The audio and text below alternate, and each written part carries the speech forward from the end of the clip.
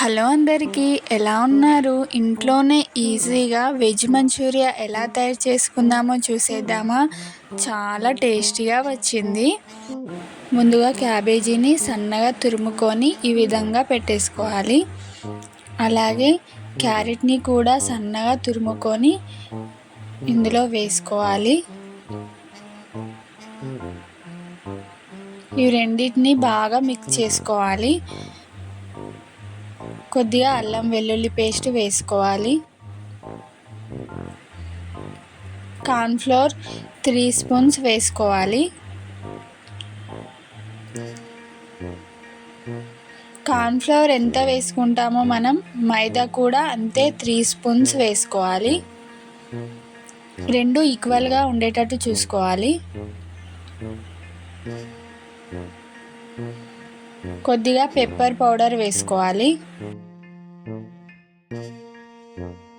రుచికి సరిపడా ఉప్పు, కారము వేసుకొని దీన్ని బాగా మిక్స్ చేసుకోవాలి. ఇందులో వాటర్ అసలు పోయకూడదు, ఎందుకంటే క్యాబేజీ అండ్ క్యారెట్ల నుండి వాటర్ వచ్చేస్తాయి. దీంతోనే పిండి ఈ విధంగా కలుపుకోవాలి.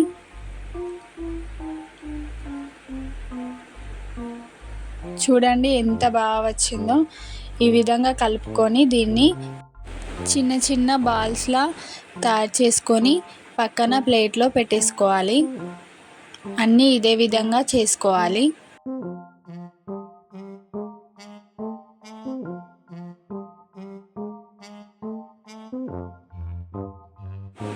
మరీ పెద్దగా కాకుండా చిన్నగా కాకుండా మీడియం సైజులో ఇలా బాల్స్లా చేసుకొని పెట్టుకోవాలి.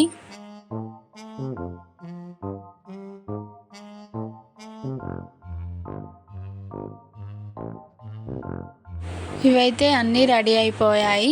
ఇప్పుడు ఆయిల్లో ఫ్రై చేసుకుందాము. ఒక ప్యాన్ పెట్టుకొని ఆయిల్ వేడయ్యాక అందులో ఇవన్నిటిని వేసుకోవాలి. వేసేసుకొని హై ఫ్లేమ్లో కాకుండా మీడియం ఫ్లేమ్లో ఫ్రై చేసుకోవాలి.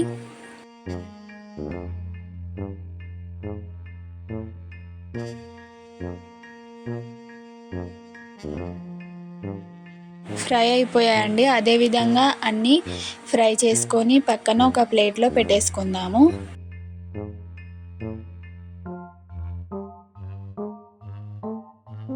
మంచూరియా బాల్స్ రెడీ అయిపోయాయి. ఇప్పుడు ఒక ప్యాన్ పెట్టుకొని అందులో ఆయిల్ పోసి ఆయిల్ వేడయ్యాక ముందుగా సన్నగా కట్ చేసి పెట్టుకున్న వెల్లుల్లి, 2 పచ్చిమిర్చి వేసుకొని బాగా కలుపుకోవాలి. సన్నగా కట్ చేసి పెట్టుకున్న ఆనియన్స్ వేసుకోవాలి. ఇది మాత్రం మొత్తం హై ఫ్లేమ్లోనే చేసుకోవాలి, సిమ్లో చేసుకోకూడదు. వీటిని లైట్గా ఉడకనివ్వాలి, మరీ ఎక్కువ కూడా ఉడకనివ్వద్దు. ఇప్పుడు రుచికి సరిపడా ఉప్పు వేసుకొని బాగా కలుపుకోవాలి. అదేవిధంగా కొద్దిగా pepper powder, green chilli sauce, red chilli sauce, vinegar, soya sauce ఇవన్నీ 1 టేబుల్ స్పూన్ వేసుకుంటున్నాను. ఇవన్నీ వేసుకొని హై ఫ్లేమ్లోనే కలుపుకోవాలి. కొద్దిగా కొత్తిమీర వేసుకోవాలి. ఇందులో స్ప్రింగ్ ఆనియన్స్ ఉంటే వేసుకోండి, చాలా బాగుంటుంది. కార్న్ఫ్లవర్లో కొన్ని వాటర్ పోసి ఈ విధంగా కలుపుకొని ఇందులో వేసుకోవాలి. ఇప్పుడు మంచూరియా బాల్స్ని ఇందులో వేసి కలిపేయడమే.